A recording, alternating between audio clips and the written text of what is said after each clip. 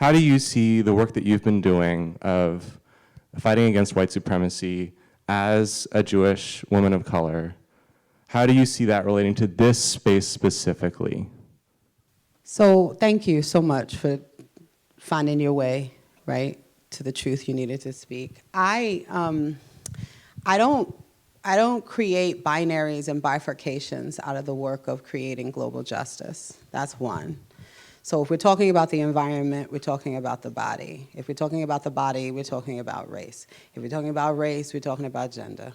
If we're talking about all of these different things, all we're really talking about is what are the conditions that we create for us to experience ourselves in the broadest sense of our humanity without our dignity being robbed from us by the isms that we create and construct in society. That was a long sentence. But what that means is I can't talk about the environment without talking about the ways in which we have raped Mother Earth.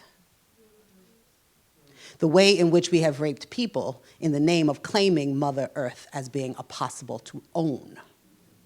The way in which we have objectified humanity by saying that we can only be either or. There's a way in which there's a queerness to the earth.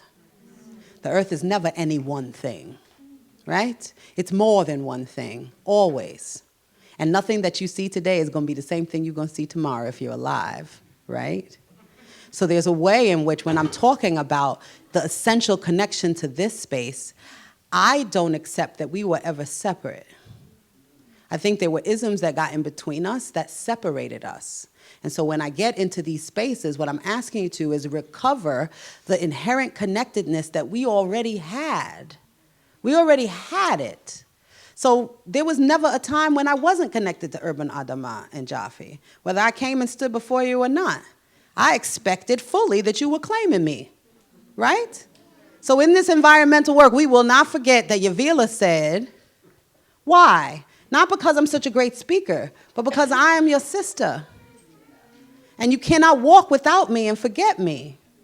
Now, in regard to the environment itself, there's a way in which this idea that it's only individualism that is fueling our success, that is fueling our value. That says that I can stand right up here and send up a bunch of pollution into the environment, and the only place that gets polluted is the air above my head. There are folks in Congress, in government right now, who actually believe stuff like that. That we are not part of an ecological system, that we are not all interconnected, that the air above my head becomes the air over Burma, that the air over Burma becomes the air over Palestine, right? So everything that we do is interconnected. The question is, what has happened in our minds and in our hearts to make us start to believe that the only way we can talk is in nuanced language that speaks to the specificity of one story? One story. So if there's anything that I said tonight, last night, today, that can't be applied to the environment, I want you to let me know. Because I don't believe it was ever not connected. And if you think long enough about the paradigm shift, the lens shift that you can enact in terms of your work by trying to apply it, what's going to happen is you're going to figure out how do you apply it for you. And when your mind opens up and your lens shifts to say that, you know what? I can't do this work and not be thinking about the people who are impacted by classism and racism in the context of how I do justice. I can't talk about cleaning up our waters and not talk about the way in which racism impacted New Orleans. I can't talk about land and not talk about the folks who have been displaced from land in order for me to have a farm. I can't talk about having a farm in the middle of Berkeley with a lock on the outside of the door because the people who live in Berkeley are living in tents on the highway, and that many of those people are people of color. So I can't be talking about one thing and not be talking about the other. I got to be talking about it all if we're all interconnected, right?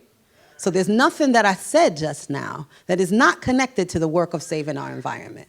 Because when we turned our back on Mother Earth, we turned our back on our humanity. And when we turned our back on our humanity, we turned our back on the idea that we have power to make choices, to reserve each other's dignity through our behavior every single day.